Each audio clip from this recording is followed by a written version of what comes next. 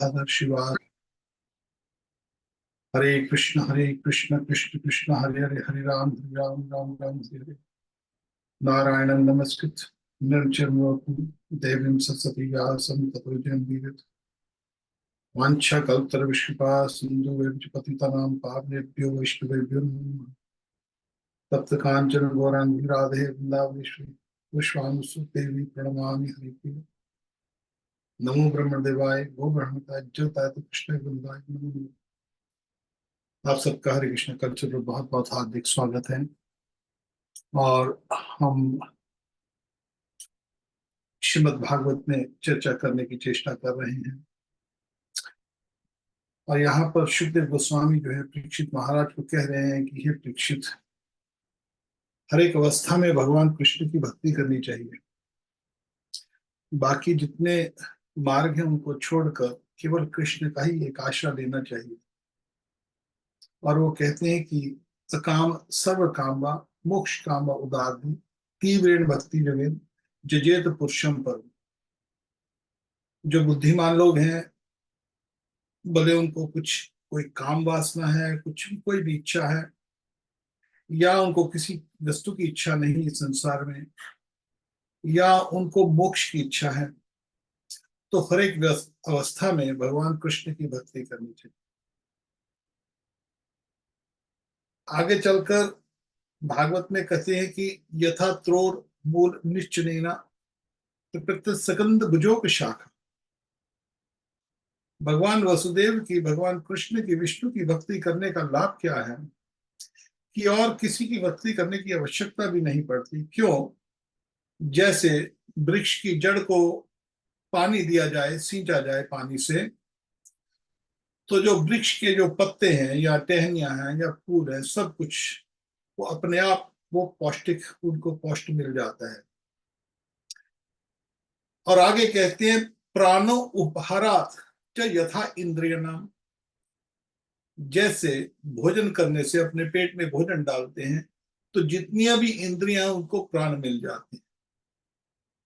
इसी तरह यथा एव हरपणम अच्युत एज्य, जो अतुज अतुज की जो जो अच्युत भगवान विष्णु की, जो कृष्ण की पूजा करता है, सारे देवी देवता हर एक पूजा उनसे अपने आप परिपूर्ण हो जाती है।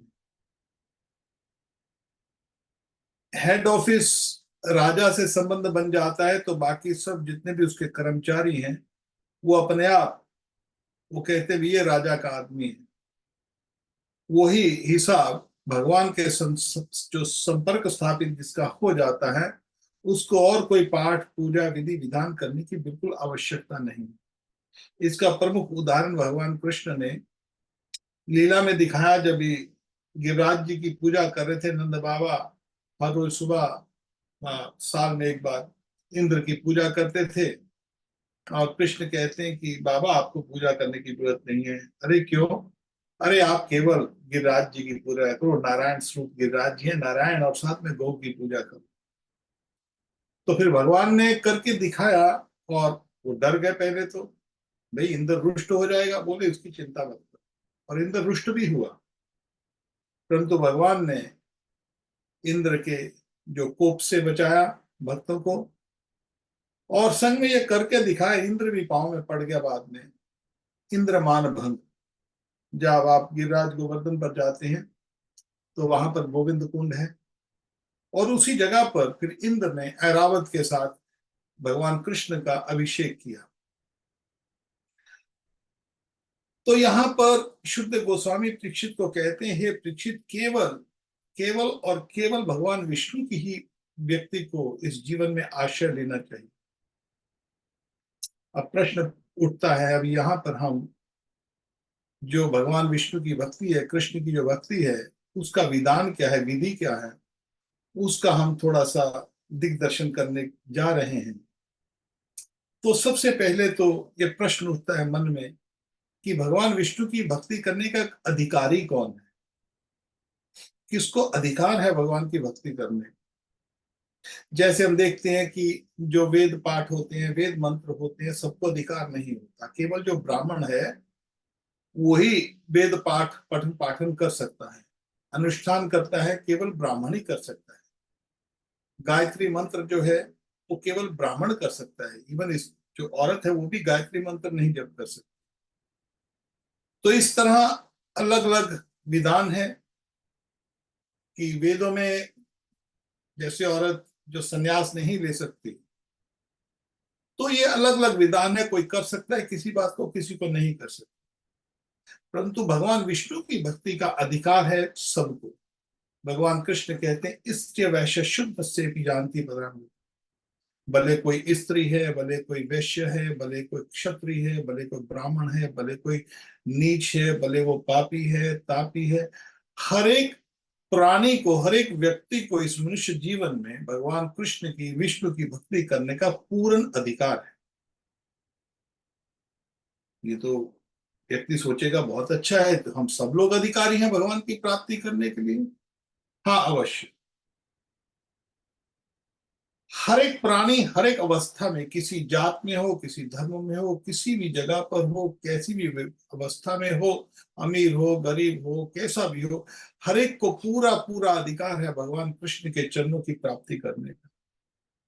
अब प्रश्न आता है ठीक है, अब हमको भी अधिकार है। हाँ जरूर अधिकार है। तो कब करनी चाहिए हमकी? तो उसके लिए शास्त्र क्या, शीघ्र, अति शीघ्र, शीघ्र से शीघ्र, जितनी जल्दी हो सके भगवान की भक्ति कर लो। प्रहलाद महाराज अपने मित्रों को कहते हैं, 7वां अध्याय जब आएगा, प्रहलाद महाराज का प्रसंग पूरे का पूरा स्कंद उसी के ऊपर है, तब ज्यादा डिटेल में चर्चा करेंगे। वहां यहाँ पर एक थोड़ा सा उनके जो शिक्षा है प्रहलाद महाराज की, प्रहलाद महाराज केवल 5 वर्ष के थे, अपने मित्रों को वो भगवान विष्णु की भक्ति सिखाते हैं। और वहां पर उन्होंने कहा कब शुरू करनी चाहिए भगवान की भक्ति? बोलते कौमार आचेत प्राज्ञ, जो बुद्धिमान व्यक्ति है, प्राज्ञ कहते हैं बुद्धिमान को, कौमार आच, शुरू से ही, बचपन से ही शुरू कर दी जाए। धर्मान भागवता नहीं, इस जन्म में जिसको भी मनुष्य जन्म मिला है वो शीघ्र शीघ्र बचपन से ही भगवान की भक्ति करनी शुरू कर दे, विष्णु की भक्ति। दुर्लभ मानुषम जन्म, ये जो जन्म है बहुत दुर्लभ है। 84 लाख योनियों में भटकते भटकते पता नहीं कितने कितने जन्म भटके, कितने कितने वर्ष लग गए, कितने कितने जन्मों में भटकते भटकते हमको ये मनुष्य जन्म मिला है। तपभी अध्रुम अर्थदम, ये अर्थदम, ये बहुत ही महत्वपूर्ण, ये जो जो हमारा मनुष्य जीवन है, और ये बहुत ये नश्वर है, ये टिकने वाला नहीं है, बहुत जल्दी चला जाएगा। कमल जल दल जीवन डलमल, ये मनुष्य जीवन कितनी देर टिकता है? जितनी देर कमल का जो पत्ता होता है उस पर जब बरसात पड़ती है तो उसके ऊपर जितनी देर बूंद, पानी की बूंद टपक के नीचे गिर जाती है, बस इतना ही हमारा जीवन है। ये बात, ये मत सोचिए कि अरे मैं 100 वर्ष जीऊंगा। 100 वर्ष जो है केवल कमल जल दल जीवन डल, प्रकृति के नियम के अनुसार ये केवल एक बूंद जो कमल के पत्ते पर पड़ती है और नीचे गिर जाती, इतना ही अध्रुवम, ये इतना नश्वर है। इसलिए तुरंत भक्ति शुरू कर देनी चाहिए। बुढ़ापे का इंतजार मत करिए, जब बूढ़े होंगे, बच्चे, शादी वादी विवाह हो जाएगा, तब हम आराम से भक्ति करेंगे, वो नहीं होगा। बुढ़ापे में भक्ति होगी नहीं। बुढ़ापे में अलग अलग समस्याएं आ जाती हैं। जैसे गाड़ी होती, नई गाड़ी होती है तो खूब भागती है, जब गाड़ी पुरानी हो जाती है, खटारा हो जाती है, तो खटखट करके चलती है। कभी उसका कोई नट खराब हो गया, कभी कोई बोल्ट खराब हो गया, तब उसको बार बार रोकना पड़ता है गाड़ी को, भाई अच्छा इसका इसका टायर चेंज करवाओ, इसका ये करवाओ, इसका वाइपर खराब हो गया, इसका वो खराब हो गया, इसका वो खराब हो गया। बार बार आपको उसी के ऊपर ध्यान लगा रहता है। और जब बुढ़ापा आता है, शरीर, गाड़ी बूढ़ी हो जाती है, तो हमारा ध्यान जो होते हैं इन समस्याओं को सॉल्व करने में ही लग जाता है, गाड़ी को ठीक करने में लग जाता है।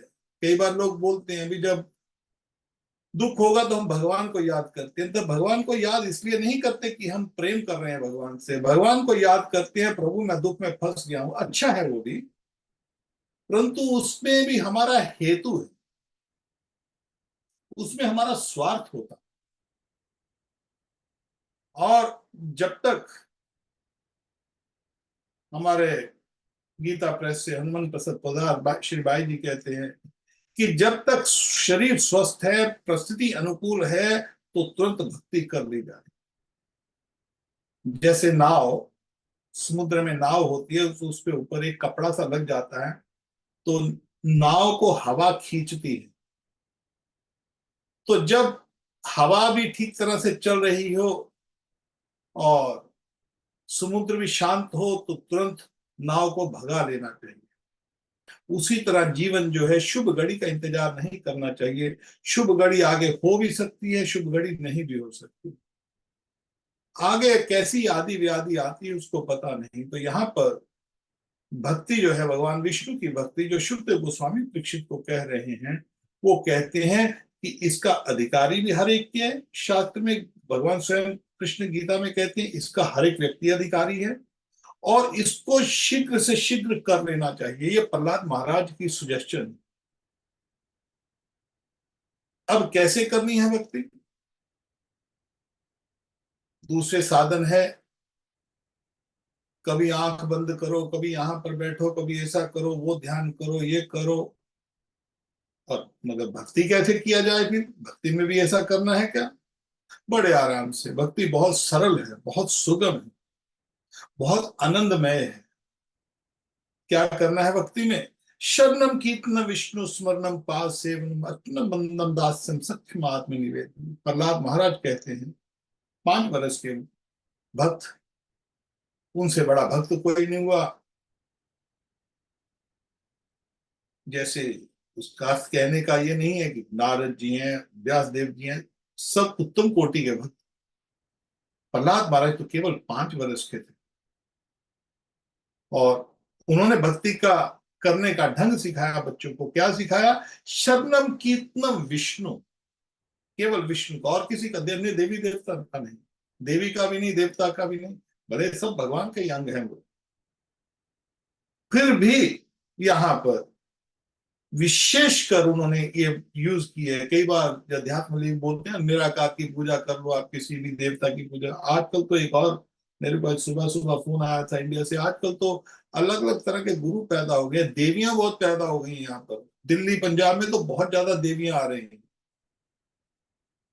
कुछ देवियां तो वो सिगरेट पी रही हैं, दारू पी रही हैं, मांस खा रही हैं। देवी ऐसी अपनी अपनी वो बाहर जीवन निकाल निकाल के लोगों को उल्लू बना रही हैं। यहाँ पर बहुत ऐसे गुरु देवियां प्रकट हो गई हैं।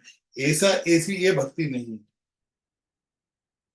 और मूर्ख लोग ऐसे देवी देवता तो सत्य हैं, हमारे शास्त्र में है, मगर आजकल ये पाखंड देवी देवता, ये गुरु, इनके पास नहीं जाना चाहिए। ऐसी भक्ति नहीं करनी चाहिए। आप देवी को ही मानना है, मान लो, तो सीधा देवी के मंदिर में जाओ, देवी की पूजा करो। ये जो देवियां कहती कि हमारे अंदर देवी आ गई, इनको देवियां नहीं आ रही, सब पाखंड है। तो यहां पर खैर वो अलग बात है, मगर यहां पर कहा गया है शरणम कीर्तनम विष्णु। देवी देवता का भी नहीं, किसी का भी, केवल विष्णु का श्रवण करना चाहिए, उनकी कथा सुननी चाहिए, उनका कीर्तन गुणगान करना चाहिए। स्मरणम, ध्यान किसका करना चाहिए? केवल विष्णु भगवान का। पाद सेवनम, उनकी सेवा। अर्चनम, जैसे आरती वगैरह करते हैं, भगवान का भोग लगाना, आरती करना। वंदनम, भगवान की स्तुति करना। दास्यम आत्मनिवेदन, भगवान का दास बनकर, प्रभु आप स्वामी, मैं आपका दास, मैं आपकी शरण में हूं। और जो भगवान की शरण ले लेता उसको कोई टच नहीं कर सकता। जैसे कालिया जो था, उसको श्राप था कि उसको गरुड़ खा जाएगा, तो कालिया कालिया दह में छुप गया। वहां पर गरुड़ नहीं आ सकता था। गरुड़ को भी उधर एक श्राप था कि वो वहां पर कालिया देह पे नहीं आ सकता। अब ब्रज में कालिया वहां पर अपनी पत्नियों के संग छुप गया। वो इतना जहरीला था कि जमुना जी का जल दूषित हो गया उसके कारण। जहां पर कालिया था उसके बाद जल दूषित बहने लग गया, और उसकी इतनी दुर्गंध थी कि कोई पक्षी भी ऊपर से उड़ जाता था तो उस दुर्गंध से वो पक्षी की भी मृत्यु हो जाती थी। गोपों ने कहा, कृष्ण यहाँ तो जल भी नहीं पी सकते, हमारी गैया भी जल नहीं पी सकती। तो कृष्ण जानबूझकर खेलते खेलते उस पानी में कूद पड़े। तो पानी में कूद पड़े तो कालिया के साथ जंग चल रही है, लड़ाई चल रही है, तो वो सब बेहोश हो गए। यहाँ तक नंद बाबा को पता लगा, भागते भागते आए, सब बेहोश हो गए। अरे मेरा मेरा पुत्र कृष्ण कृष्ण वहां पर जल में चला गया है। मगर बाद में क्या देखते हैं कि कृष्ण कालिया के फन के ऊपर नाचता हुआ आ रहा है। अब जो कालिया इतना शक्तिशाली था, कृष्ण उसको मारा नहीं, उसके उसके जो फन थे उनके ऊपर नाचा, नृत्य किया।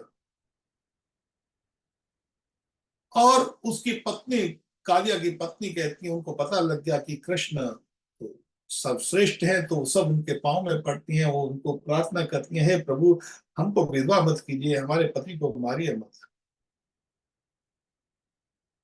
तो कृष्ण ने उनका प्रार्थना सुनकर कालिया को छोड़ दिया, मगर कालिया को बोला तुम यहां से चले जाओ।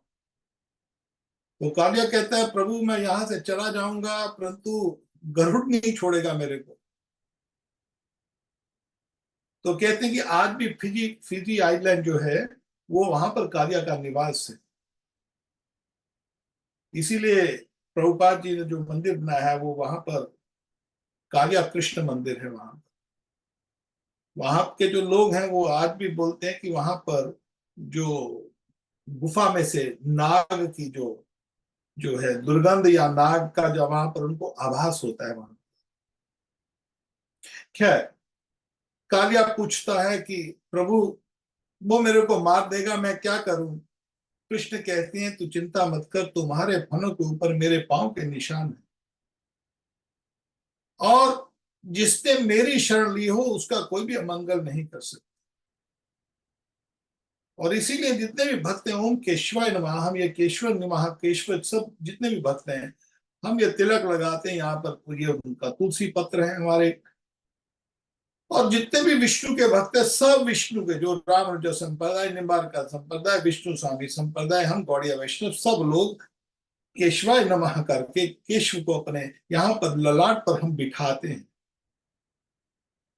ये केवल वैसे ही मात्र तिलक नहीं है कि ऐसे तिलक लगा दिया जी हमने तिलक लगाया, तिलक नहीं है। साक्षात केशव को यहाँ पर बिठाया जाता है, हे प्रभु आप मेरे यहाँ पर बैठिए, ये भक्ति का भाव है। तो हमारा निवेदन है कि जो भी हमारे दर्शक साधना टीवी पे या जितने भी सुन रहे हैं, वो जब भी हो गोपी चंदन घर में रख लीजिए, सुबह उठिए नहाइए तो केशवाय नमः केशवा नमः करके यहाँ पर ललाट पर चंदन लगाइए। जिसके सर पर ठाकुर जी बैठे हैं वहां पर उसका कभी अमंगल हो नहीं सकता। इसीलिए यहाँ पर जो प्रहलाद महाराज जी कहते हैं, दास्य आत्मनिवेदन, भगवान के ही शरण में, प्रभु मैं आपकी ही शरण में हूं, मैं अभी आपका हूं, आप जैसे रखो मेरे को। और भगवान जिसको रखेंगे, क्या भगवान किसी को दुख देंगे क्या?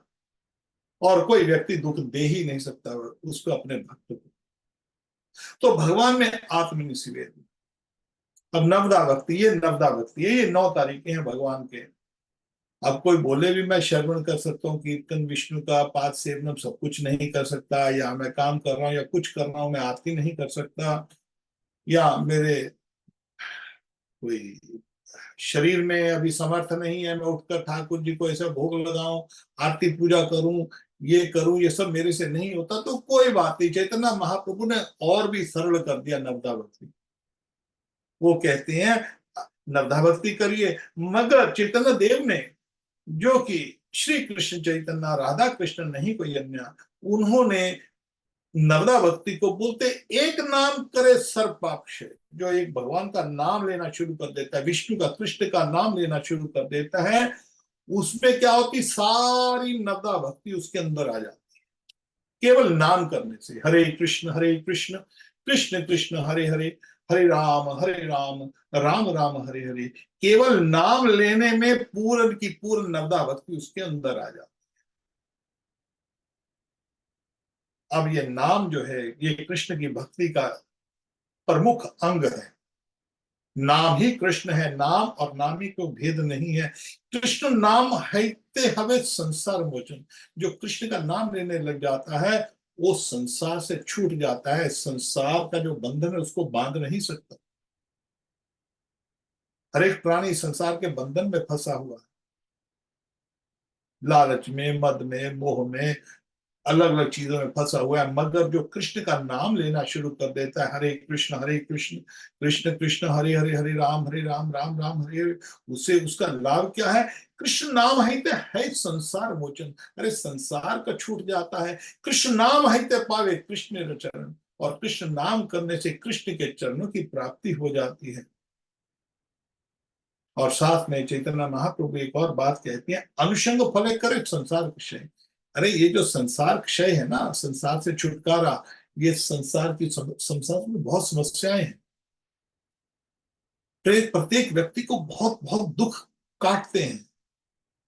जैसे आप गर्मियों में कभी आपने अनुभव किया होगा, आजकल तो लोग एसी वेसी कमरों में सो जाते हैं, मगर कभी गर्मियों में आप बाहर बैठिए तो देखेंगे मच्छर आके काटते हैं। इधर से मच्छर आए, उधर से मच्छर आए, इधर से मच्छर आए, आप ऐसा मारते, मच्छर काटते हैं। बस संसार में हमारा, इस जगत में, मृत्यु संलोक में, यहाँ पर हमारा वैसी ही अवस्था है। तरह तरह के मच्छर जैसे गर्मियों में काटते हैं, वैसी तरह हमको तरह तरह के दुख पल पल हमको काट रहे हैं। कभी कोई दुख आके काट के चला जाता है, कभी कोई दुख आके काट के चला जाता है। आराम से बैठे होते हैं, कोई भी व्यक्ति आएगा, कोई बच्चा आएगा, कोई सगा संबंधी आएगा, पति आएगा, पत्नी आएगी, कोई ना कोई ऐसी बात कह देगा जिससे मन को दुख होगा। तो ऐसे कोई ना कोई दुख हमको काटता रहता है जीवन में।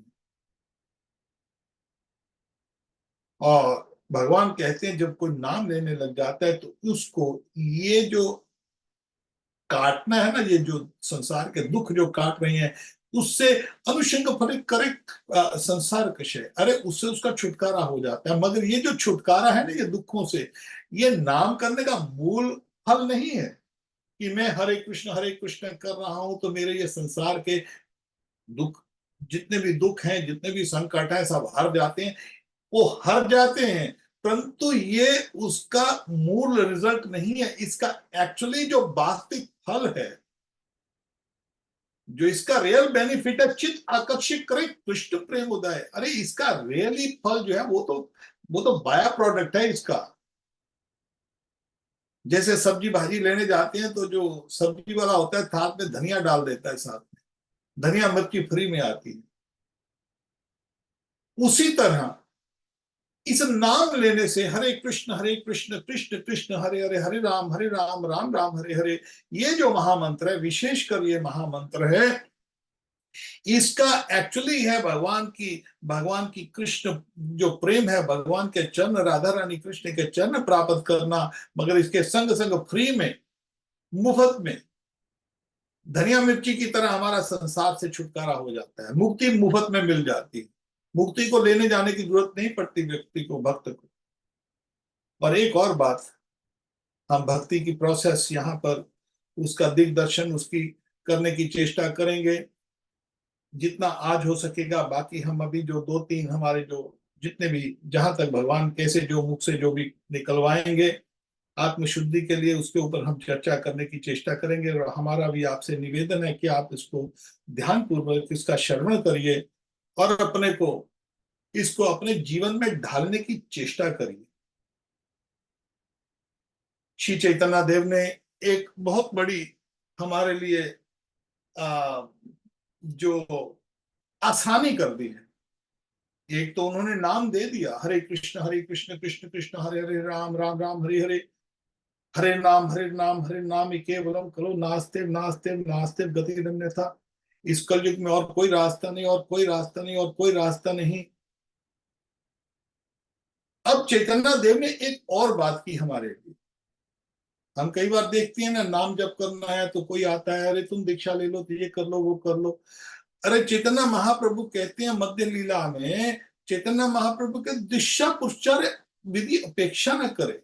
कुलीना ग्राम के ब्राह्मण और मायापुर से, नवद्वीप से जब सब भक्त मिलने जाते थे चैतन्य महाप्रभु को जगन्नाथपुरी, तो वहां पर पूछते हैं प्रभु हम विषयी हैं, हम क्या करें क्या क्या ना करें, हमारे लिए कुछ निर्देश दीजिए। तो चैतन्य महाप्रभु ने उनको कहा तुम केवल नाम जप करो। और ये जो नाम जप है, जो हरे कृष्णा का जो मंत्र है, विशेषकर ये मंत्र है, दीक्षा पुरस्कार यदि अपेक्षा न करे। ये दीक्षा के ऊपर डिपेंड नहीं करता कि तुमने दीक्षा ली है तभी कर सकते हो, इसका अधिकार तुमको तभी मिलता है, ना ना।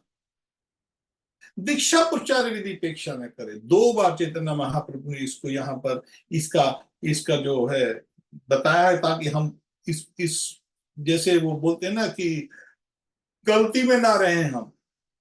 वो बोलते दीक्षा प्रचार विधि अपेक्षा, अरे तुमने दीक्षा ली कि नहीं ली इसमें कोई प्रॉब्लम नहीं, तुम केवल नाम जप करो।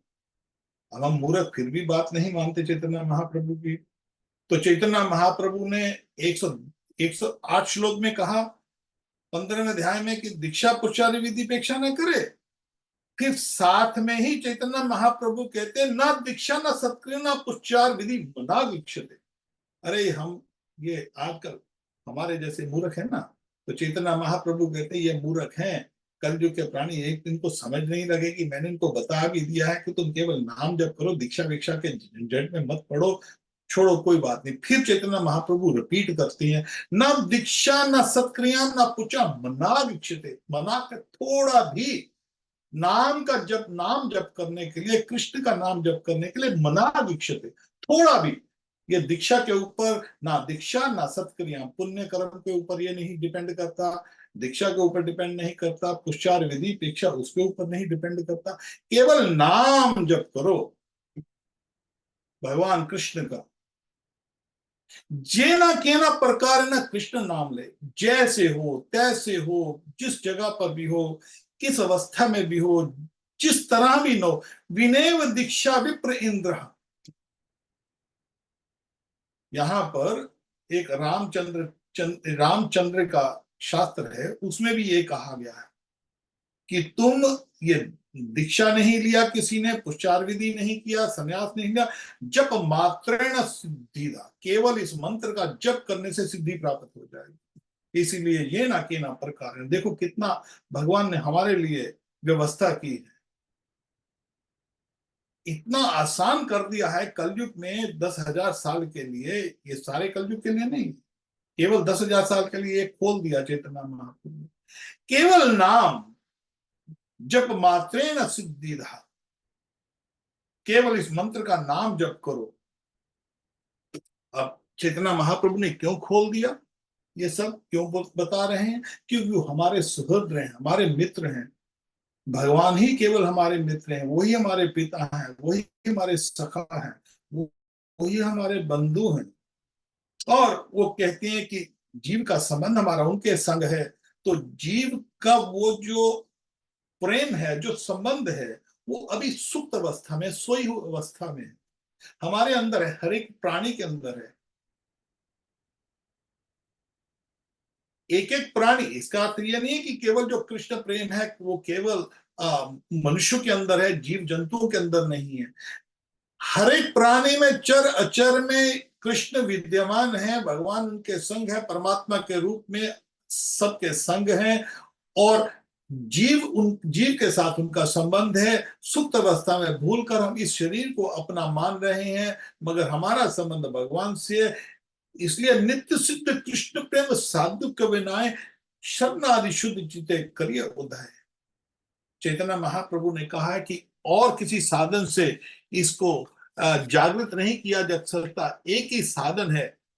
वो क्या साधन है? चैतन्य महाप्रभु कहते हैं कि ये जो कृष्ण का जो भाव है, कृष्ण का जो प्रेम है, भगवान विष्णु की जो भक्ति है, कृष्ण की जो भक्ति है, ये हमारे संग है, बाहर नहीं है, केवल निकालनी है, अपने हृदय में ही बैठी हुई है, दूर भी नहीं बैठी हुई। ये नहीं है कि कहीं से लाकर फिर डाल दी जाए, जैसे मुसलमानों में खतना करते हैं फिर मुसलमान बनता है, ईसाइयों में उसको पहले वो क्या बैप्टाइज करते हैं फिर ईसाई बनता है, सरदारों में उसके केस वेस रख के उसको जो भी उनका वो विधि करवाते हैं फिर सरदार बनता है।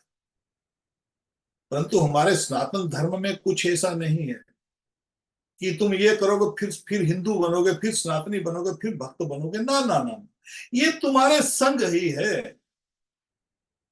हमारा जो जो कृष्ण है वो हर एक प्राणी के हमारे हृदय में, केवल उसको बाहर निकालना है, वो सुप्त अवस्था में जगाना है अपने आप को। हम सोए हुए हैं, तो कैसे जगाया जाएगा? जैसे कोई व्यक्ति सोया होता है तो उसको जगाते हैं कि, मान लो कोई व्यक्ति है, उसका नाम मनोज है, बोलते हैं मनोज उठो भाई, मनोज उठो उठो। अब वहां पर कितने लोग सोए होते हैं, देखो ना। अब जब भी आप कभी ट्रेन स्टेशन पे जाओ तो लोग प्लेटफॉर्म पे सो जाते हैं, तो उसके बच्चे या उसका पति या उसका बाप उसको उठाता है, नाम लेके। पिताजी कहते हैं अरे बेटा उठ, मनोज उठ उठ। अरे इतनी दुनिया है, वो अपने बाप के एकदम जब उसकी आवाज, अपना नाम सुनता है, अरे मेरे को पुकारा है मेरे पिता, तुरंत उठ जाता है।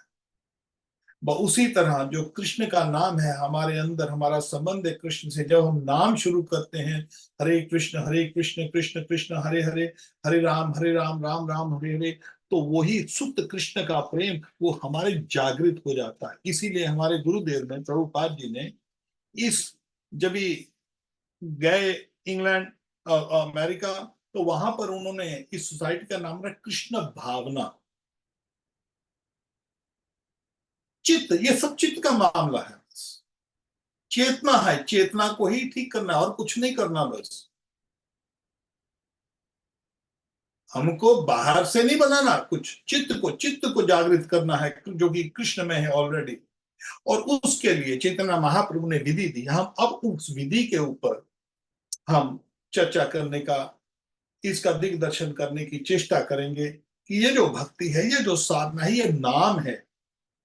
नाम कर लिया, अब कैसे करना है? उसके लिए श्री चैतन्य देव ने, चैतन्य महाप्रभु ने कहा है कि ऐतु साधन भक्ति द्वैत प्रकार, दो प्रकार की भक्ति है।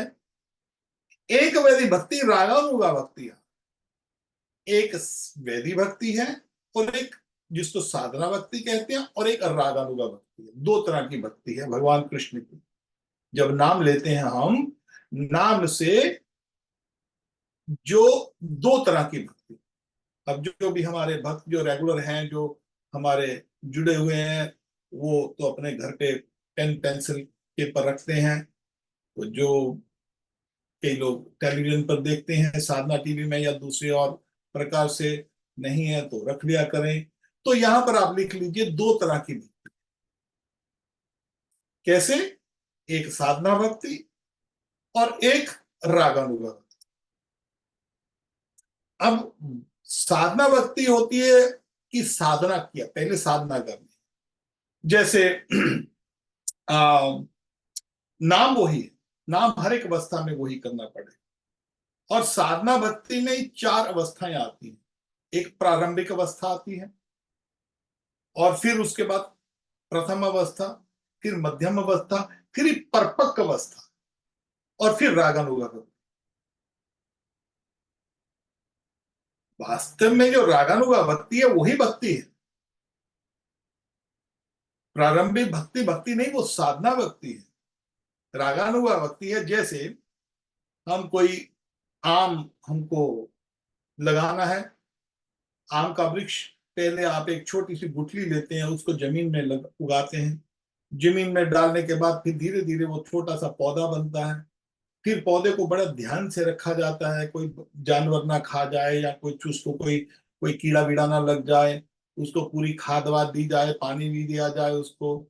बहुत ज्यादा हवा अंधेरी चल रही है तो थोड़ा उसको बचाया जाए। तो जब उस पौधे को थोड़ा थोड़ा बड़ा होता है, पौधे को, फिर वो थोड़ी सी तना मोटा हो जाता है और बड़ा होता है, पानी वानी दे के फिर जब वृक्ष बन जाता है। अब भी वो फल नहीं दे रहा। फल कब देता है वो? जब पूरी तरह से तना मोटा हो जाता है, पूरा वृक्ष बन जाता है, तो उसको फल आने लग जाते हैं।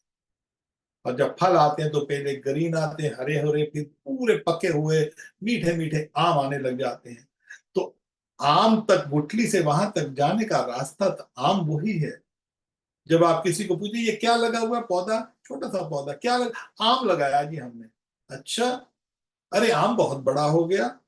आम इतना था, आम इतना बड़ा हो गया, हम उसी को आम ही बोल रहे हैं। इसी तरह जो भगवान कृष्ण की जो भक्ति है, कृष्ण का जो प्रेम का जो फल है, वो केवल और केवल रागानुगा भक्ति के ऊपर ही लगता है। साधना भक्ति पे वो नहीं लगता। चैतन्य महाप्रभु ने कहा है सकल साधन श्रेष्ठ है, जो सकल सॉरी उसमें वो अलग है। यहाँ पर चैतन्य महाप्रभु ने कहा है सकल जगत कोरे मोरे साधन भक्ति, साधन भक्ति नहीं ब्रज भाव शक्ति। सारा जगत जो साधन भक्ति करता है, मगर साधन भक्ति के ऊपर ब्रज भाव का फल नहीं लगता, रागानुगा भक्ति पर आना ही पड़ेगा। हमको एक बात याद आती है, हम पहले यहाँ पर हम उसको यहाँ पर हम प्रभुपाद जी हमारे गुरुदेव वहां पर एक लेक्चर में वृंदावन में उन्होंने एक बार लेक्चर दिया, उसमें कहते थे कि मैं इंग्लिश में पढ़ूंगा पहले, साधना भक्ति और रागानुगा भक्ति, वो कहते हैं साधना भक्ति दिस इज अप्रेंटिसशिप, वैदिक भक्ति दैट इज अप्रेंटिसशिप, रियल भक्ति परा भक्ति दैट इज रागानुगा भक्ति। This Raganuga Bhakti we have to come to after surpassing the Vaidhi Bhakti। यहाँ पर आगे पूरा रागानुगा भक्ति का हमारे प्रभुपाद जी ने पूरा बताया है कि बोलते जो भक्ति तो वो केवल रागानुगा भक्ति ही है। रागानुगा भक्ति तक हमको पहुंचना पड़ेगा, मगर सीधा नहीं पहुंच सकते। उसके लिए आपको साधना भक्ति करनी ही पड़ेगी। जैसे कोई डॉक्टर सर्जन क्वालिफाइड सर्जन हो, और क्वालिफाइड सर्जन जो है उसको सीधा जाके तो सर्टिफिकेट मिलेगा नहीं, वो सीधा जाके यूनिवर्सिटी में भी पढ़ेगा नहीं, पहले उसको स्कूल में नर्सरी में लोअर केजी किंडर गार्डन जाना पड़ेगा, फिर धीरे धीरे वो पहली जमात में जाएगा, फिर दूसरी में जाएगा, फिर तीसरी में जाएगा, फिर करते करते स्कूल में से वो जो भी है प्राइमरी स्कूल होगा, सेकेंडरी स्कूल होगा, हाई स्कूल होगा, उसके बाद वो कॉलेज में जाएगा, उसके बाद यूनिवर्सिटी में जाएगा, यूनिवर्सिटी में जाने के बाद फिर वो सर्जन जब बन भी जाएगा, सर्जन बनने के बाद फिर वो क्वालिफाइड है, तभी उसको क्वालिफाइड सर्जन कहा जाएगा। अब जो साधारण व्यक्ति होगा जो पढ़ना लिखना नहीं चाहता, वो ऐसे करके अरे डॉक्टर बनना तो बहुत मुश्किल है, नहीं एक प्रोसेस है, उसको करना ही पड़ेगा। कोई बोले रागानुगा भक्ति तो बहुत मुश्किल है, हम तो कर ही नहीं सकते। ये ऐसा है जैसे हिमालय, आप देखते हैं हिमालय पर्वत है और माउंट एवरेस्ट, वहां पर सबसे बड़ा जो जो चोटी है माउंट एवरेस्ट की, माउंट एवरेस्ट पे जाना हो, आप सीधा माउंट एवरेस्ट एवरेस्ट पे नहीं जा सकते। आपको एक एक जो एक एक पहाड़ है, एक एक चोटी पे, एक चोटी पे जाके फिर दूसरी चोटी, फिर तीसरी चोटी, फिर चौथी चोटी, उस चोटियों पे धीरे धीरे जा जाकर अंत में आपको एवरेस्ट की चोटी पर पहुंचना है। भगवान की भक्ति जो है बस इसी तरह है, पूरी सरल और आनंदमयी है। ये जो पूरी भक्ति की यात्रा है ये दुखमय नहीं है। दूसरे जो साधन है वो दुखमय है, आंख बंद करोगे, इधर ध्यान करोगे, उधर ध्यान करोगे, बहुत मुश्किल है। यहां पर तो भगवान का नाम जप करना है, मगर नाम जप करने में नाम वही है। जैसे अगेन दूसरी एग्जांपल, जैसे आप देखते हो कि मैथमेटिक्स पढ़ता है कोई, जब शुरुआत में हम जाते हैं स्कूल में तो वहां पर थोड़ा सा मैथमेटिक्स सिखाया जाता है, जो भी है 2 टाइम 2 4 या 4 टाइम 4 16। तो जब आप ये जो टेबल सिखाते हो आपको पहाड़ा सिखाया जाता है। अब पहाड़ा जो है पहाड़ा वही रहता है, भले आप वो पहाड़े को दूसरी क्लास में यूज करिए, भले उस पहाड़े को 5वीं क्लास में चले जाइए, भले छठी में चले जाइए, भले आप यूनिवर्सिटी में चले जाइए, पहाड़े में कोई अंतर नहीं आएगा। मगर पहाड़े को समझने का कहाँ पर वो पहाड़ा यूज होगा, और जब पीएचडी में जाते हैं वहां पर इक्वेशंस चेंज हो जाती हैं, वो जो मैथमेटिक्स होता है वो हायर मैथमेटिक्स बन जाता है। जैसे अकाउंटेंसी है, जब हम बीकॉम गए पढ़ने के लिए, पहले आपको प्री बीकॉम पढ़ाया जाता है, फिर धीरे धीरे जब आप अकाउंट्स पढ़ने लग जाते हो फिर हायर अकाउंटेंसी पढ़ाई जाती है। हायर अकाउंटेंसी के बाद फिर चार्टर्ड अकाउंटेंसी पढ़ाई जाती है। अकाउंट्स वही रहते हैं, बनाने का वही तरीका है, लेजर वही है, जर्नल वही है, कैश बुक वही है, सब कुछ वही है। आज भी अकाउंट्स जो बनते हैं कंप्यूटराइज सब कुछ हो गया है, सिस्टम वही है, पहले हाथ से करते थे, अभी कंप्यूटराइज हो गया। मगर कैश बुक बनाने का तरीका वही है, वो चेंज नहीं होगा, मगर अकाउंट्स की जो विधि है वो एडवांस होती जाती है। पहले अकाउंट्स, फिर हायर अकाउंटेंसी आई, फिर चार्टर्ड अकाउंटेंसी आई, फिर उसके बाद और एक्सपीरियंस हो गया, उसको क्वालिफाइड चार्टर्ड अकाउंटेंसी बन जाती है। तो भक्ति की जो अवस्थाएं हैं वो भी ऐसे ही होती हैं। नाम हर एक अवस्था में वही रहता है, हरे कृष्ण कृष्ण कृष्ण हरे हरे, हरे राम राम राम हरे हरे। ये जो नाम है, ये नाम प्रारंभिक अवस्था में भी यही मंत्र होता है, और जब कृष्ण अवस्था आती है, जो प्रथम अवस्था आती है, उसमें भी वही नाम होता है। मध्यम अवस्था जब आती है भक्त की, नाम वही होता है। परिपक्व अवस्था आती है, उत्तम जब अवस्था आती है, नाम वही होता है। रागानुगा भक्ति जब आती है, नाम वही होता है, मगर नाम का जो प्रभाव है हमारे चित्त के ऊपर, वो अलग अलग तरह से पड़ता है।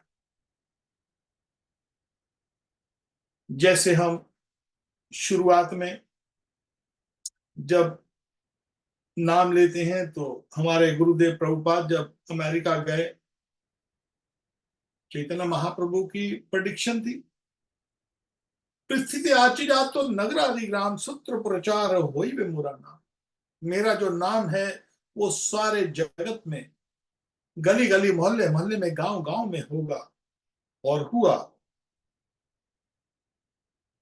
तो प्रभुपाद जी जलदूत में जब वो जो जहाज था, पानी का जहाज, उसमें बैठे सोच रहे थे, मैं कैसे लोगों को संदेश दूंगा कृष्ण का।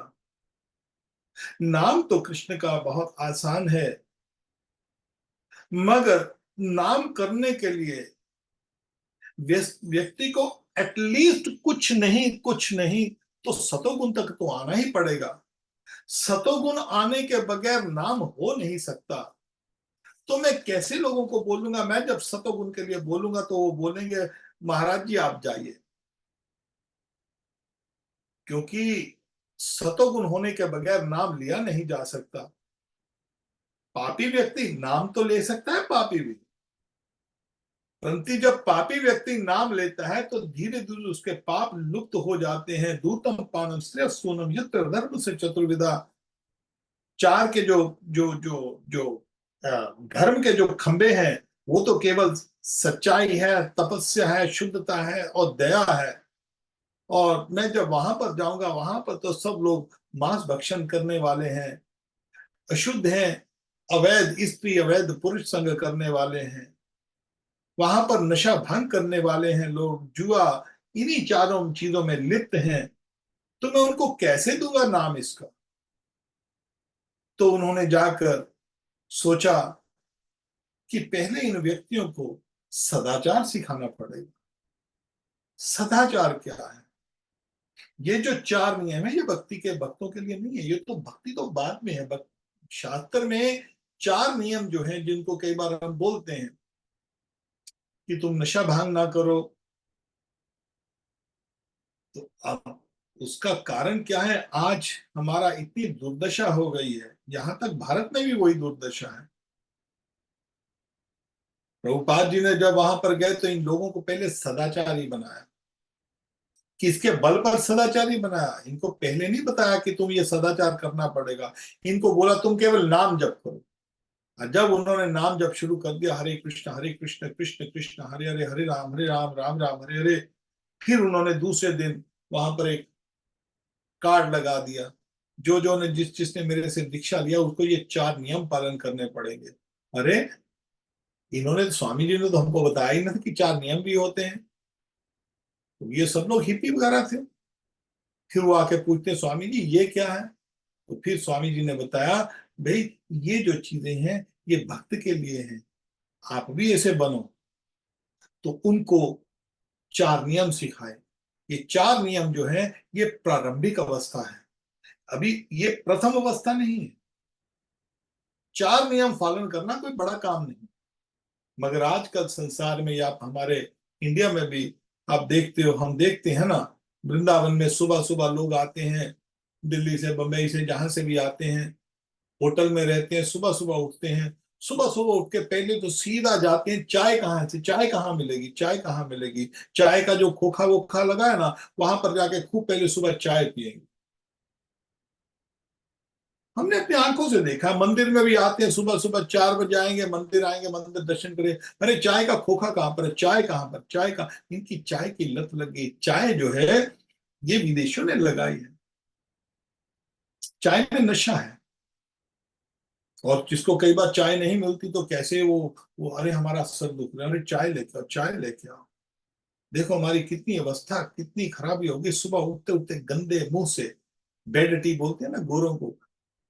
हमारी जो इतनी अवस्था हो गई है, लोग सोचते हैं कि अरे आज फटे कपड़े पहन रहे हैं, जीन्स फटी पहन रही है, विदेशियों की कॉपी कर रहे हैं, अरे विदेशी तो गंदे रहते हैं। इनकी जो, कोई इंग्लिश बोल के बोलेगा मैं एडवांस हो जाऊंगा, इंग्लिश बोलने से कोई एडवांस नहीं होता।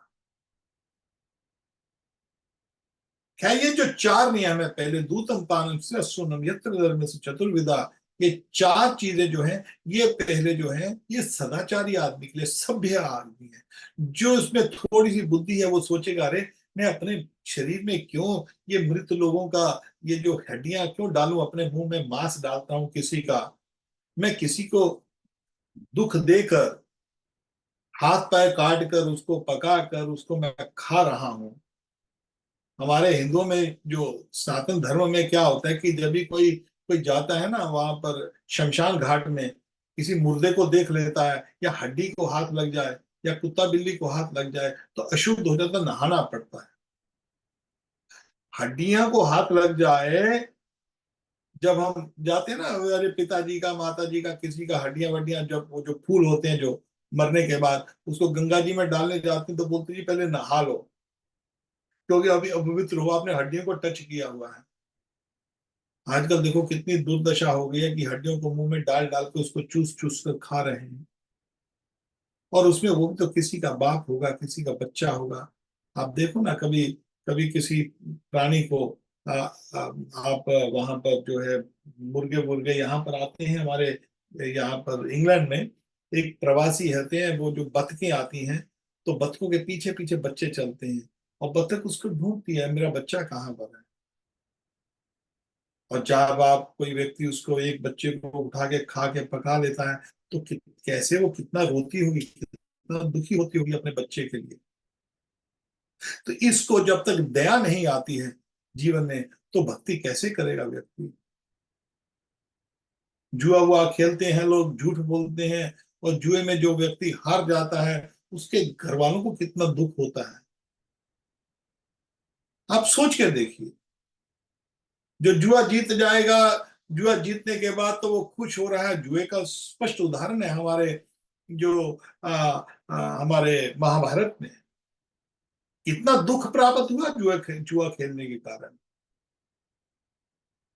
और जो भी जुआरी होता है, जब पैसा आता है तो वो खुशी खुशी उसको नशे वशे में खत्म कर देता है, और जब जेब से जाता है फिर होता है, उसके परिवार वालों को इफेक्ट होता है जुए का। और जैसे ऐसे ऐसे भाव में भक्ति कैसे कर सकता है कोई व्यक्ति। और अवैध स्त्री संग, अवैध पुरुष संग, बच्चे हैं हम देखते हैं तलाक होते हैं। हमारे धर्म में तलाक है ही नहीं, हिंदुओं में कोई शब्द ही नहीं है तलाक का। तलाक शब्द तो मुसलमानों का है, और डिवोर्स शब्द ईसाइयों का है। ईसाइयों में तलाक होता है, ईसाइयों में वो जो मुसलमानों में तलाक, और ये डिवोर्स तलाक ईसाइयों को लोग, हिंदुओं में तो है ही नहीं। हाँ, कभी औरत अभ्याभिचारिणी हो जाए, अवैध पुरुष संग कर ले, तो उसको छोड़ा जा सकता है, परंतु अत्याचार नहीं कर सकता, औरत के ऊपर हाथ नहीं उठा सकता व्यक्ति। और जो भी स्त्री के ऊपर अत्याचार करता है, उसका प्रभाव हमने देखा है, महाभारत में हुआ। महाभारत में युद्ध कहाँ हुआ, कैसे हुआ? केवल द्रौपदी के कारण हुआ। रामायण में युद्ध क्यों हुआ? सीता के कारण हुआ। कारण क्या? रावण ने हाथ उठाया, वेदवती के ऊपर हाथ उठाया और उसका सर्वनाश हो गया। हमारे गुरुदेव ने एक बार कहा, जहां पर औरत का यहां पर शोषण होता है, उस व्यक्ति का सर्वनाश निश्चित है। अभी नहीं तो कल नहीं, कल नहीं तो परसों नहीं, अगला जन्म तो सत्यानाश है ही है उसका। ये ग्रंटेड है, इसको आप जुटला नहीं सकता कोई व्यक्ति। तो ये जो, और जो व्यक्ति दारू वारू पीता है, शराब पीता है, शराब पीकर उल्टियां आती हैं, वही मुंह को लेकर फिर वो टॉयलेट में अपना मुंह डाल देता है और बदबू आ रही है मुख से, और बोलता है कि मैं जी शराब पी के मेरे को आनंद आ रहा है। आनंद नहीं आ रहा, ये मृत्यु की तरफ, दुख की तरफ लेके जा रहा है। मेरे को एक घटना याद आती है। तो आज हम अभी पहले ये सदाचार पर बात कर रहे हैं, तो सदाचार के ऊपर मेरे को एक बात याद आती है कि हम जिस वस्तु में, जिस नशे में हम अपने को आनंद ढूंढ रहे हैं, जिस अवैध स्त्री पुरुष संग में हम आनंद ढूंढ रहे हैं, हाँ उसमें कुछ आनंद आ तो रहा है व्यक्ति को, मगर क्या ये आनंद हमारे लिए अनुकूल भी है क्या? उसका उदाहरण है, आ, आपने कभी देखा होगा, जोंकें होती हैं, उसको लीच कहते हैं या क्या कहते हैं, जो आपके यहां पर लगाकर खून चूसती हैं। हमारे वेदों में, पुराने जमाने में, जिसको कोढ़ हो जाता है ना, कोड़ी आपने सुना होगा नाम, कोड़ी, जिसको स्किन की प्रॉब्लम होती है, कोढ़ कोढ़ हो जाता है। कोढ़ का एक सबसे बड़ा श्रेष्ठ इलाज है हमारे, जो जो हमारे वेदों में, कि उसको जोंक लगा दी जाए। ये तो हमने भी देखा, हमारे दादा को कई बार घुटनों की समस्या होती थी, हमारे दादाजी जोंक लगा देते, अपने घुटनों पे जोंक लगवाते थे। जोंक क्या करती है? आपका खून चूसती है। अब जोंक में जो कोड़ी होता है, कोड़ी का कहते हैं कि जो खून है वो मीठा हो जाता है। जिसको कोड़ होता है ना, उसका खून मीठा हो जाता है। तो बोलते फिर कोड़ का उपचार क्या है? बोलते कोड़ का उपचार है कि उसको जोंक लगा दी। अब जो जोंक लगाने वाला आता है वो क्या कहता है? बोलता है जी कोड़ी को जोंक तो लगाऊंगा, मगर मैं जो पैसा दूंगा वो 10 गुना ज्यादा दूंगा। कारण क्या है कि जो जोंक वाला 10 गुना पैसा इसलिए लेता है कि जो जोंक लगाई जाती है, वो जोंक कोड़ी को लगने के बाद चूस लेती है, वो मर जाती है जोंक। साधारणतः जोंक, जोंको वाला क्या करता था, जोंके लेके आता है, जोंके लगा देता है जहां पर आपके समस्या हो, और जो खून पी के उसको ठीक मरती नहीं है जोंक, मगर वो जोंक वाला पैसा इसलिए लेता है, जो कोड़ी को जोंक लगाएंगे तो जोंक मर जाएगी। अब जोंक क्यों मरती है?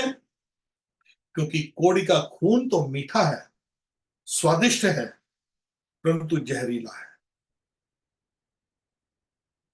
और जोंक जब कोड़ी को लगती है, उसको आनंद बहुत आता है कोड़ी के खून का, इतना मीठा उसको किसी कहीं और खून में आनंद नहीं आता। जो खूब जल्दी जल्दी खून चूसती है उसका, कोड़ी का, उसका तो कोड़ ठीक हो जाता है, मगर जो जोंक खून चूसती है, मीठा खून, उसको ये नहीं पता यही मीठा खून उसकी मृत्यु का कारण बनेगा। तो हमारी जो अवस्था है, ये 4 नियम है। इसमें भले नशे में आनंद आता हो, भले इसमें जुए में आनंद आता हो, भले किसी दूसरे प्राणी को खाकर आनंद आता हो, या अवैध स्त्री संग में आनंद आता हो, किसी भी वस्तु में आनंद आ रहा है, मगर ये जो आनंद है, ये हमको नरक में धकेलने के लिए जा रहा है। तो ये जो आनंद है, इसको पहले ये सतोगुण पे आना पड़ेगा। जब तक हम ये 4 वस्तुओं में भोग रहेंगे, पाप में लिप्त रहेंगे, तो भक्ति करना असंभव है। जैसे आप कोई खेत है, वहां पर आम का पेड़ लगाना है, बढ़िया बढ़िया खेती, आम की खेती करनी है, उस जगह को पहले आपको सफाई तो करनी पड़ेगी। उसमें बहुत वीड है, बहुत तरह तरह के कटीले वहां पर जो अलग अलग पौधे लगे हैं, खेती करनी है, खेत बनाना है, पहले उस जगह को सफाई करनी पड़ेगी थोड़ी। एकदम सफाई ना भी करें, पेड़ लगा दे तो तुरंत पेड़ के ऊपर जो अलग अलग चीजें चढ़ रही हैं, तो जो किसान होगा, अरे नहीं नहीं ये उतार लो भाई, ये ये तुम्हारा पेड़ खराब कर देगा। मान लो पहले सफाई ना भी करे, पेड़ लगा दिया जाएगा, पेड़ लगाएगा वो, अरे अरे मैंने इतने अच्छे पेड़ लगा रहा हूं मैं, और पेड़ों के संग संग ये बहुत कटीले यहाँ पर झाड़ियां फैली हुई हैं, झाड़ियों को काटते जाओ साथ में। तो इसी तरह जब भक्ति व्यक्ति शुरू करता है, कृष्ण का नाम शुरू करता है, या विष्णु का नाम, कोई भी नाम, कृष्ण जी विष्णु के जितने भी नाम है, सीताराम सीताराम सीताराम, राधे श्याम, जो भी लक्ष्मी नारायण भगवान के नाम है, कृष्ण विष्णु के नाम होने चाहिए बस। और सबसे श्रेष्ठ विष्णु का नाम जो है, ये महामंत्र है जिसमें सब विष्णु के नाम आ जाते हैं। हरे कृष्ण कृष्ण कृष्ण हरे हरे, हरे राम राम राम हरे हरे। तो सबसे पहले जो भक्ति है, जो हम शुरू करते हैं भक्ति, यहाँ पर अधोश्रद्धा तो साधु संग। भक्ति करने में कुछ चीजें हैं, भक्ति करने के लिए क्या चीजें हमको, अभी पहला सबसे सदाचार होना चाहिए। सदाचार के बाद हम अब भक्ति का जो है बीज है वो रोपण करने की चेष्टा करेंगे। पहले सदाचार, हमारे प्रभुपाद जी ने सदाचार लोगों को सिखाया। और जब आप सदाचार एकदम नहीं आएगा, जिसको लत है लगी, सिगरेट पीने की लत लगी है, वो एकदम नहीं छूटेगी। भगवान का नाम लेना शुरू कर दो बस। कभी शराब की लत लगी है, कोई बात नहीं, नाम लेना शुरू कर दो। कोई भी किसी भी तरह की हम पाप की लत लगी है, उसके लिए घबराना नहीं। अरे पहले मैं छोड़ूंगा तभी लगेगा क्या, ना ना, शुरू कर दो, नाम शुरू कर दो। हरे कृष्ण कृष्ण कृष्ण हरे हरे, हरे राम राम राम हरे हरे। अब ये जो नाम है, ये सीधा लो या उल्टा लो, जैसे बीज है, बीज भले सीधा डालो या उल्टा डालो, ये फल दे के ही निकलेगा ही निकलेगा। भगवान के नाम का ये फल है। सबसे पहले सदाचार, उसके बाद हमारे जो भक्ति है, इसमें भगवान कृष्ण की भक्ति करने में कुछ नियम है। साधना भक्ति में रागानुगा भक्ति सीधी नहीं होगी, रागानुगा भक्ति है, उस तक पहुंचने के लिए हमको साधना से शुरू करना पड़ेगा। तो साधना भक्ति में कुछ नियम है। सदाचारी बन गए, शुरू कर दिया नाम, उसमें कुछ नियम है। जैसे दवाई लेते हैं तो दवाई लेने के कुछ नियम होते हैं, ये तुम खा सकते हो, ये नहीं खा सकते हो, ये खाओगे तो तुम्हारी दवाई का असर कम होगा, और नहीं खाओगे तो दवाई का असर अच्छा होगा, और ये चीज खाओगे तो दवाई का और भी बढ़िया असर होगा। तो भगवान की जो भक्ति है, साधना भक्ति है, उसमें कुछ नियम है। 6 चीजें प्रतिकूल हैं, 6 चीजें अनुकूल हैं, जिसको हम आगे अभी अगले जो हमारे जो सेक्शन आएंगे, सेक्शन लगेंगे, उसमें हम इसकी चर्चा करते रहेंगे, दिग्दर्शन करेंगे अभी। क्योंकि ये जो हम भक्ति का जो अभी आज मैंने थोड़ा सा और भूमिका भक्ति के ऊपर किया है, भक्ति के बाद साधना भक्ति, जो जो साधना भक्ति और रागानुगा भक्ति। साधना भक्ति शुरू करने से पहले सदाचार, तो ये जो 4 नियम है, ये भक्ति के अंग नहीं है, साधना भक्ति के अंग नहीं है, ये केवल सदाचार के नियम है। तो सदाचार नियम करने बाद हमारी भक्ति शुरू होगी। अब भक्ति में हमारे 64 अंग हैं, चैतन्य महाप्रभु ने जो बतलाए हैं। और साथ में चैतन्य महाप्रभु ने जो सनातन गोस्वामी को शिक्षा दी है, रूप गोस्वामी को शिक्षा दी है, और रामानंद रॉय। तो इसमें क्या क्या चीजें आएंगी, हम जो डिस्कस करेंगे, उसमें हम कुछ नियम डिस्कस करेंगे। 6 वस्तुएं जो हम आगे हम अपने प्रोग्रामों में करेंगे, 6 वस्तुएं जो प्रतिकूल हैं, जो फेवरेबल है, सॉरी जो अनफेवरेबल है। 6 चीजें जो जो जो फेवरेबल है, अनुकूल एंड प्रतिकूल। और भक्ति के 64 अंग हैं, और 64 अंगों में 5 अंग जो है भक्ति के, साधु संग, नाम संकीर्तन, भागवत श्रवण, मथुरा वास, श्री मूर्ति, श्रद्धा सेवन, सकल साधन श्रेष्ठ, ए पंच अंग, कृष्ण प्रेम जन्मा, ए पांचेर अल्प संग। चैतन्य महाप्रभु कहते हैं कि 64 अंग हैं भक्ति में, उसमें से 5 अंग जो हैं वो सर्वश्रेष्ठ हैं। उससे कृष्ण प्रेम उदय हो जाता है। थोड़ा सा भी उसके संग संग करे, अल्प अल्प संग भी करे, 5 जो संग हैं, वो 5 जो अंग हैं भक्ति के, जो सनातन गोस्वामी को श्री चैतन्य महाप्रभु बताते हैं, वो है साधु संग, नाम संकीर्तन, भागवत को भागवत श्रवण, मथुरावास और मूर्ति की सेवा श्रद्धा के साथ, ये 5 अंग। मगर हम 64 अंगों की चर्चा करेंगे। 64 अंगों की चर्चा करने के बाद हम 5 अंगों की चर्चा करेंगे, और 5 अंगों के संग हम 18 स्टेजेस है भक्ति की, जो अदो श्रद्धा तो साधु संग तो भजन क्रिया, ये 18 पड़ाव हैं। सेम वैसे ही जैसे हम माउंट एवरेस्ट पर पहुंचना है, तो एक एक पड़ाव माउंट एवरेस्ट तक जाने के लिए ऊंचाई चढ़ा पढ़ाई, वो जो सबसे ऊंचा पहाड़ है, पहले एक पहाड़ पर चढ़ेंगे, फिर दूसरे पे चढ़ेंगे, फिर तीसरे पे चढ़ेंगे, करते करते करते करते हमको 18 पहाड़ों पे चढ़ना है, जो कि सारे भक्ति के, साधना भक्ति के जो पहाड़ हैं, इसको कहते हैं जो भगवान की जो स्टेजेस हैं। और फिर साधना भक्ति से लेकर भगवान की रागानुग भक्ति की जो जो जो यात्रा है, उसके ऊपर हम थोड़ा सा जो भी दिग्दर्शन है वो अगले सप्ताह और करेंगे। आज जो हमने किया है केवल जो साधना भक्ति का जो जो हम जो किया है सदाचार के ऊपर। अब हम अगले सप्ताह शुरू करेंगे कि जो भक्ति है वो शुरू कैसे होती है, सदाचार के बाद उसको शुरू कैसे करना है। तो प्रथम अंग, उसका जो प्रथम अवस्था है, कृष्णा अवस्था है, उसके ऊपर चर्चा करेंगे। किसी का कोई प्रश्न है तो मैं ले सकता हूँ, कोई कुछ पूछना चाहता है, कोई भक्त कुछ, किसी भक्त का कोई प्रश्न? ठीक है, ठीक है, तो हम अगले सप्ताह इसके ऊपर अभी प्रथम अवस्था जो भक्ति की है उसके ऊपर चर्चा करेंगे। ठीक है, निताई गौर राधेश्याम।